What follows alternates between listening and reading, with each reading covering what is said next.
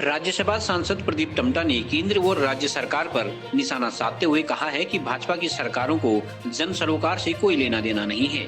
उन्होंने कहा कि टनकपुर बागेश्वर रेल मार्ग के सर्वे के नाम पर जनता के साथ धोखा किया जा रहा है। उन्होंने कहा कि पूर्व में हुई सर्वे के आधार पर सरकार को निर्माण कार्य शुरू करना चाहिए था, लेकिन केंद्र और राज्य सरकार सिर्फ सर्वे का बहाना बनाकर सामरिक और राष्ट्रीय महत्व की इस परियोजना को लटकाना चाह रही है। पत्रकार वार्ता के दौरान राज्यसभा सांसद ने आम आदमी पार्टी को भाजपा की बी टीम करार दिया। साथ ही कांग्रेस प्रदेश अध्यक्ष को भी नसीहत दी कि वो सलाहकारों की सलाह पर न चलें। स्तर पर का है जो बागेश्वर से संबंधित है। जब मैं लोकसभा का यहाँ से प्रतिनिधित्व कर रहा था, उसी समय ने टनकपुर बागेश्वर रेल प्रोजेक्ट को मंजूरी दिलवाई थी। उसको भारत सरकार ने स्वीकृति भी दे दी थी, लेकिन मोदी सरकार आती ही उस पर कोई प्रगति आगे दी, कोई पैसा नहीं दिया गया। और अब आप जाकर के कह रहे हैं कि हमने अभी अखबारों में चर्चा आ रही थी कि बागेश्वर टनकपुर के रेलवे के प्रोजेक्ट दिन फिरेंगे और उस पर नए सिरे से सर्वे हो रहा है, जबकि सर्वे सब कुछ हो चुका, भारत सरकार की मंजूरी भी हो चुकी थी। इसलिए जनता को भरमाने की जगह इस प्रोजेक्ट को आगे बढ़ाने के लिए पैसा बढ़ एक। दूसरा सवाल है कि कोरोना के कारण जो अव्यवस्था चाहे स्वास्थ्य के क्षेत्र में थी, चाहे रोजगार के क्षेत्र, इसी उत्तराखंड में 6 लाख से अधिक लोग यहाँ पर वापस आ गए थे, जिनकी रोटी रोजी पर अन्य राज्य में छिन चुकी थी। राज्य सरकार ने तमाम घोषणाओं के बाद भी आज तक वो दर की ठोकरें कर रहे। बहुत से लोग तो वापस जाने की फिराक में हैं। बैंक एक तरफ उनको ऋण स्वीकृत कर रहा है। एक हरिप्रसाद का आपको केस बताया यहाँ पर इसी बागेश्वर जिले में, और दूसरी ओर जब स्वीकृत रहने के बाद बच्चा जा रहा है वहाँ पर, बालक जो क्या कहते हैं पात्र है, उसको कह दिया जाए आपको ऋण नहीं दिया जाता। हमारी राज्य सरकार से मांग है, आपने कहा कि हमने स्वरोजगार के उपलब्ध है, कितने लाख लोगों ने आवेदन किया है और कितने लाख लोगों को आपने ऋण स्वीकृत किया, उसकी एक व्हाइट पेपर जारी कर दो, नहीं तो जनता के साथ छल मत करो। तीसरा सवाल है कि स्वास्थ्य सेवाएं और स्कूली शिक्षा पूरी तरह से दम तोड़ रही है।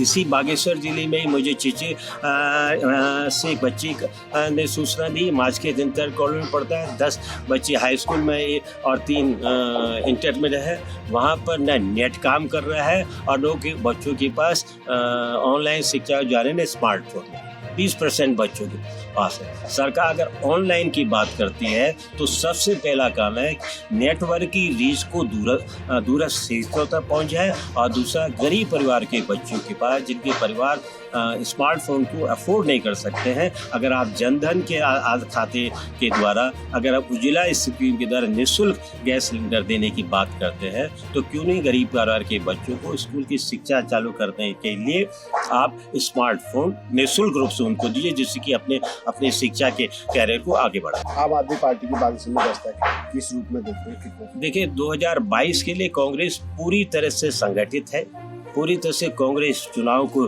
जीतेगी।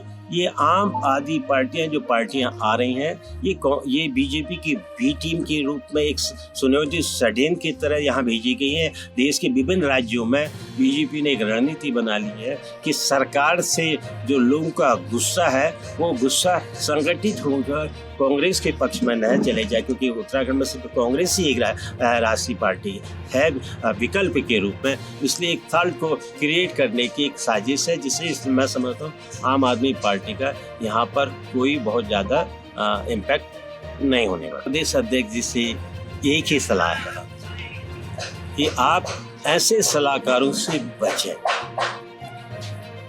दल बदल इस देश के अंदर बीजेपी का एक सुयोजित षड्यंत्र के तहत पिछले 1-2 सालों से जनता की चुनी हुई सरकारों को सुनियोजित षड्यंत्र के द्वारा बीजेपी ने तोड़ा है। उसका उदाहरण उत्तराखंड है। हमारी भी चुनी हुई सरकार को ददबिलल करके तोड़ा गया था, वो तो माननीय उच्चतम न्यायालय से हमको राहत मिली। हमारी अरुणाचल प्रदेश में चुनी हुई सरकार को दल बदल के द्वारा तोड़ा गया। अभी मध्य प्रदेश के अंदर हमारी भी चुनी हुई सरकार को दल बदल के माध्यम से सरकार को तोड़ा गया। गुजरात के अंदर हमारे एमएलए से इस्तीफा दे करके राज्यसभा का चुनाव जीता गया।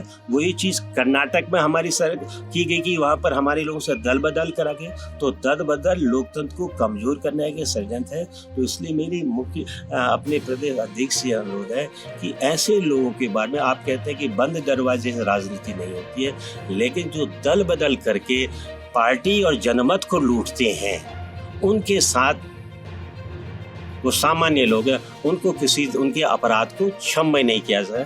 इसलिए जो लोकतंत्र के अपराधी हैं, जो संविधान को तोड़ने के अपराधी हैं, उनको क्षम्य नहीं किया जाता। इसलिए उनकी पार्टी में वापसी की तो कोई संभावना नहीं है।